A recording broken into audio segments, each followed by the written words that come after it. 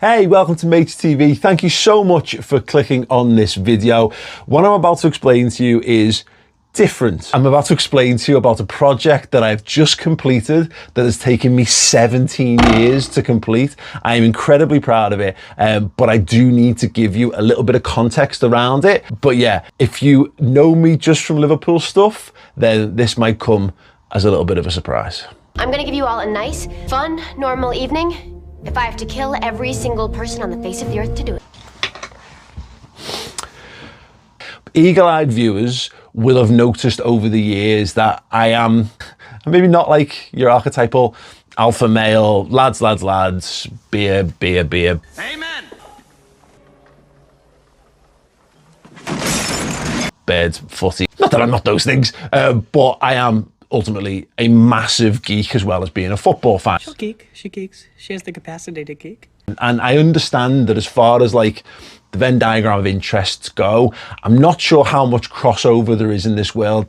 I'm sure more than there would have been 20 years ago. The rise of the Marvel Cinematic Universe, etc., has really brought that kind of stuff into the mainstream. But I don't expect you all, everyone at home watching this video, to adore things like comics and comedy and, you know, like just daft throwaway geeky stuff like even like wrestling and superheroes, all that, as much as they like Liverpool or at all you like sports, and sports might be your whole thing. So yeah, maybe I'm talking to a slightly more niche amongst the niche, but cool, that is me. I mean, as an example of this, and this is the way that I was raised, by the way, we had a big VHS library under the stairs in my mum and dad's house, and my dad used to tape loads of stuff off the telly. So I was raised in a house that had Liverpool Cup finals. These pictures being beamed all around the world. Just like every cup final Liverpool I'd been in, from like the time where you could get them on the telly and video them. And then I had like all the Star Wars films and Star Trek films. Back to the Futures. All that kind of stuff. This is an actual VHS that we had in our house under the stairs. It's been sat on the set there since time immemorial, and whether you can see it or not, on this particular VHS is Superman the movie. Easy, miss. I've got you. You've got me. Who's got you? Also on that tape is the League Milk Cup, Liverpool versus Manchester United, 1985. Perhaps. This is the environment in which I was raised, and it goes some way to explaining why my Venn diagram like that particularly exists. So, on a number of occasions, I've talked about the history of Redmen TV. I did a video on this channel early 2025, a bit about how I got into it and how I set it up. Recently, I did Inside the Industry with Smithy, his podcast, and on YouTube channel, discussing sort of the rise and fall and some of the heartaches that have gone with working with Redmen and then into Ball Street, etc., etc. I've spoken about, yeah, Redmen was an idea in a notebook, and I've alluded to other things, but I've never really spoken about how that sort of all kind of came about. So yeah, if you don't mind, indulge me in just a few more minutes of backstory. So I moved back to Liverpool in 2005 between the legs of Liverpool's 3-1 victories against Bayer Leverkusen. I was inspired and I had some other things going on. I've done this in written form. It's easier to kind of bare your soul in text. So to go a bit deeper on this, do check out my Substack, which is magepublishing.substack.com. Yeah, it is easier to talk about things like having your heart broken, you know, type rather than saying it to the camera, because that's a bit weird and uncomfortable, but that was certainly an aspect of it. I had a notebook of things. I had a terrible media degree that I'd only just managed to sort of like stumble my way through, but I had these dreams of being a writer director, and the problem I faced with that was I had absolutely no money. My overdraft was in shreds, so was my credit rating. Couldn't get enough money together to get a camera or a computer that could edit footage, etc., etc. So I was forced to work a bunch of awful jobs and then try and chip away at stuff. So I sent off scripts and got nothing back, and that was wholly frustrating. And then made a couple of other bits and pieces. Eventually, I mean, I knocked on doors for British Gas and sold gas in Lecky. No way! I cannot believe it. The guy is a wanker. If you live in the UK, I mean, you've experienced that, right? He's a wanker. Horrible. It's a horrible job. It's annoying when people do it to you, knock on your door, I can assure you it feels 1,000 times worse being the person who knocked. A slight aside to that one, I remember doing that job with a guy, and we knocked on the door, and he used his patter to get us into the room. And it was an old couple. It just reminded me of my nan and granddad. It was up Norris Greenway where I'd kind of been raised in my early years with them. And he was really great, and he sold them on the gas and lecky and the phone and all that kind of stuff. And we walked away, they made us a cup of tea, and he went, I thought that was really good, mate. It was really nice, and they were really happy. And he went, yeah, I've just put the gas and lecky up by 50 quid a month. No way! I cannot believe it. The guy is a wanker. I was like, oh, you fucking scumbag. So it totally put me off that, and that was just one example. I work for estate agents and did property viewings, and that's a very weird business to be in at times as well. Like I cleaned toilets and scrubbed floors and pulled pints and took beer deliveries in and did all kinds of stuff just to do jobs. But all the while I was writing stuff down in notebooks. You know, when I do shows and I show the notebooks, I've got so many notebooks.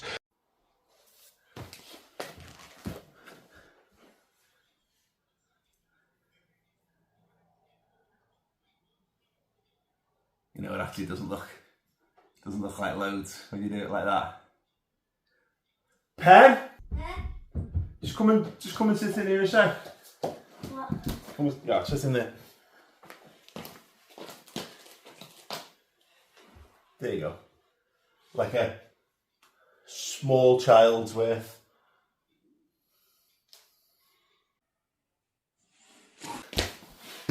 And they're filled with stuff, and loads of them are filled with Redmen ideas and Mage TV ideas in recent years. But there was a period of my life where they were filled with everything: comedy sketches, stand-up routines, comic book characters, comic book storylines, TV shows, reality TV shows, mockumentary ideas, films, everything. Just blurting these things out. And then my plan was just try and get something made. But what I found was over and over again that the industry wasn't hiring writer directors with absolutely no experience, no connections, no clout, no money in their arse pocket, and no really good examples of the work that they've done. It was very wholly frustrating, just praying and hoping that somebody might catch sight of something and take a little bit of a punt on it. I just had these ideas that I really believed in, but needed help to make them. So what happened then was I basically made a list. I started to list these things out, and, you know, just kind of like chipped away at a variety of things. Used to make short videos for the internet, things that I thought were funny.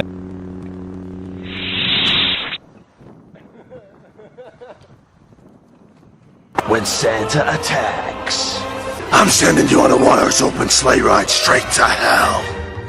And fight. Continue to write screenplays and continue to develop new ideas. One of the things that I kind of hit upon was I'm sick to death of needing other people to be able to make my ideas a reality. Because look, a screenplay's nothing. It's like such a niche reading format that you can't, like, I mean, people do put screenplays out as books, but like they don't really. You know, if you read a book, you read a book, don't you?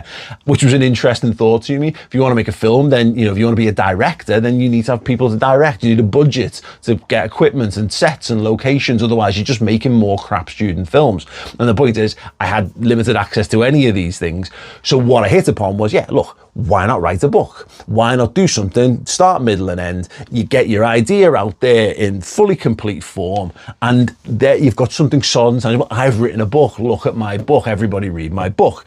And that was a very, very liberating idea. So I set about doing that. I set about writing this particular idea, and then also around this time, a year or so later, I got the pilot for Redmen TV made, had that rejected by LFC TV, was signed off work with shoulder surgery, and had three things that occupied my day. I would get up in the morning, I would walk to the Roy Castle charity shop on Smithdown Road, and I would buy 3 VHS for £1, most of which are on the walls now behind me or in the shelves behind me here, or filling my loft senselessly.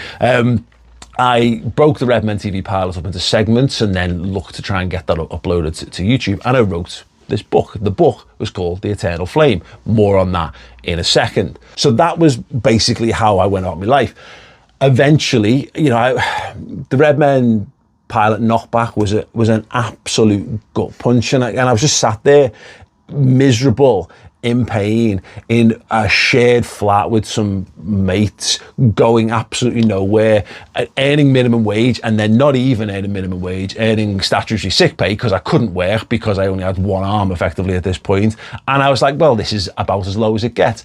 I truly believed in the Redmen project, and that's why, whereas other things have been knocked back, I was like, no, I think I'm onto something here. I was able to get a conversation. The people at LFC TV liked it, but for whatever reason they didn't go with it. I was like, no, I think I'm onto something, so I'll push forward with that one. And then ultimately that kind of hit. As you know, if you know Redmen, then you know it hit. It's been around now for a decade and a half.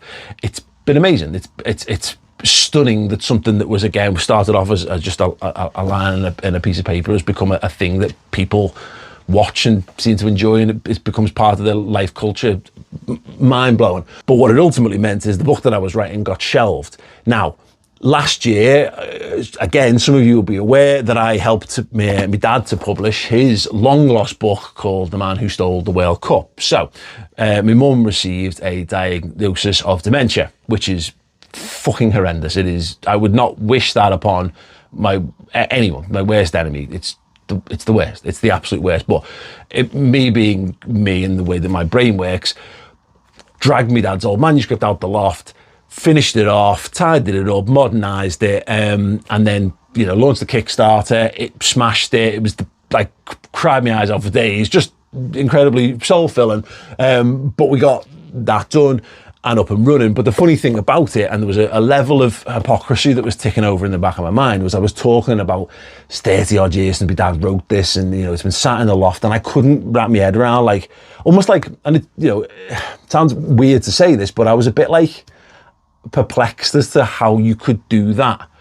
You could write a book, start to finish, and then not want the world, not like fight tooth and nail for the world to see it. Because I only have my Redmen example. I passionately believed in that. It was sat on a DVD in ours, and that was my comparison. I was like, well, no, I fought for that and made that happen. Put to one side that actually he was going out and earning money and keeping a roof over the heads of my mum and my sister and helping to raise us, which is pretty damn noble if you'd ask me. But these are the idiot thoughts that go around your brain sometimes. So I was there going, yeah, 30 years, absolutely ridiculous. And I was like, cool, Paul, well done, but what about the book that you were writing that you've packed up? What happened to that one? How long's it been since you started writing that? And the answer at the time was 15 years, 16 years. Yeah, stupid, absolutely stupid. And what I've been doing is in the aftermath of getting the lion's share of the work done on my dad's book, it kind of freed up a little bit of time. I was waiting for the final artwork to come in so we could launch the Kickstarter. And I was like, okay, well, I want to get back. I enjoyed the writing process. I want to get some of the ideas out. And I started on a bunch of other ones. And then I hit a wall with an idea that I'd quite liked, and I couldn't get beyond it, of around the 40-page mark. And then I was just like, what are you doing, you dickhead? You've got 120 pages of a book written. Just finish that one. And the thing is, it's been sat in the back of my brain. I already knew the ending. I knew how to get there. I knew what the big set pieces were. Christ, I've got like the next 2 at least, possibly 3 planned out already, because it's been percolating in my brain for that long. Just finish it. Stop making life more difficult for yourself than it needs to be. So last year I did The Man Who Stole the World Cup, and this year I have been working on trying to get up to scratch, finished and published The Eternal Flame. And I did it. Whoop-de-doo! What does it all mean, Basil? So yes, here it is, The Eternal Flame. I'm holding on this side of my face so I don't block the light like an idiot again, but there we go. The Eternal Flame, Yester-Boy, 17 years in the making, and it is finally here. And look, I'm telling you all this, and the reason I've tried to do the backstory is ultimately because I'm fucking terrified that I've done this, because I've spent the last 15 years doing something and understanding how it all works, and it becomes your life. It becomes a process. It becomes second nature, natural. And again, there's a bunch of people out there I could just sit down in front of a camera, turn it on and talk about Liverpool, and you guys will get it. You know, you'll understand what I'm talking about, and you'll be into it. There's no selling need. I don't need to explain it, and the fact that I have to explain this now is very weird and uncomfortable to me. But yeah, what I'll say about this book is it is many different things. It is very much inspired by the likes of Buffy the Vampire Slayer. So Buffy, how'd the slaying go last night? Xander? I mean, how'd the laying go? No, I don't mean that either. There is elements of Shazam and Big in there.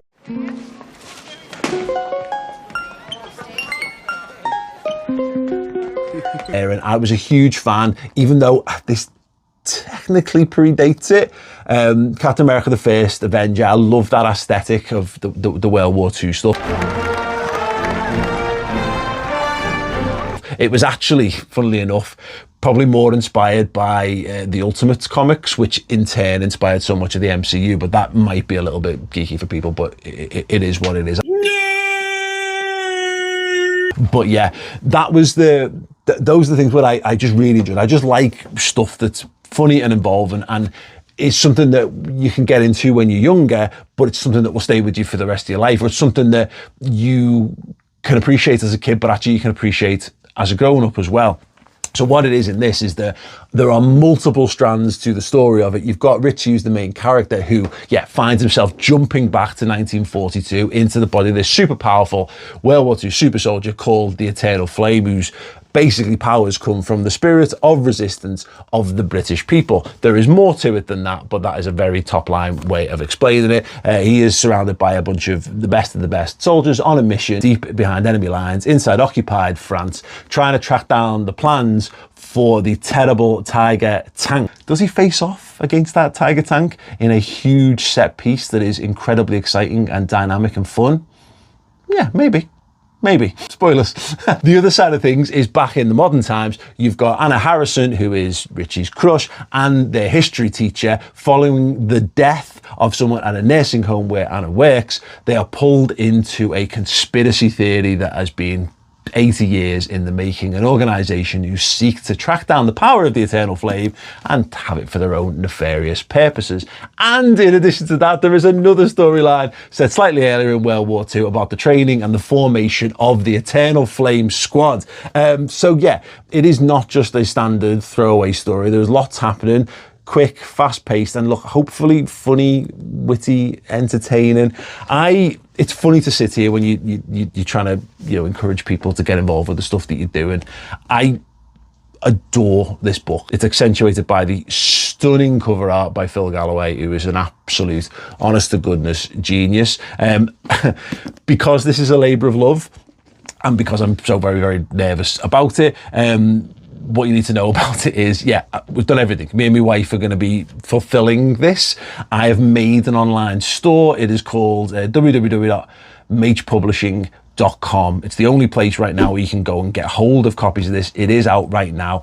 I'm going to put it under a pre-order period because, look, long and short of this is, I don't need the money. I have Redmen, I have the Liverpool stuff, and I'm very fortunate that it is able to sustain my life and family. This is very much about an idea that I just really want people to read. There is no noble cause behind this. My dad's book, that there was a nobility behind that. I wanted to help ease the burden on mum and dad in their lives, and that was a driving factor behind its existence.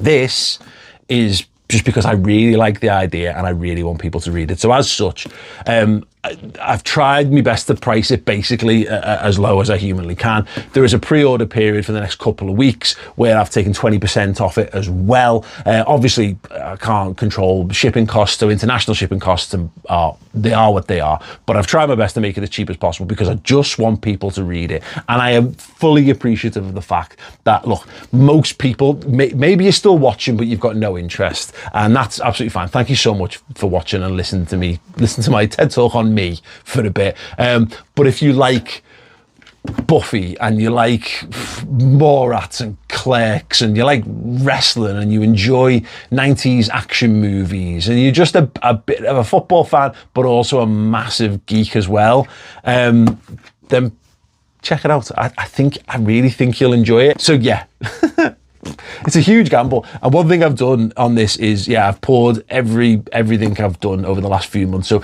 people might be wondering why I've had people in comments saying, oh, you've been avoiding Redmen TV because Liverpool have been crap. I haven't.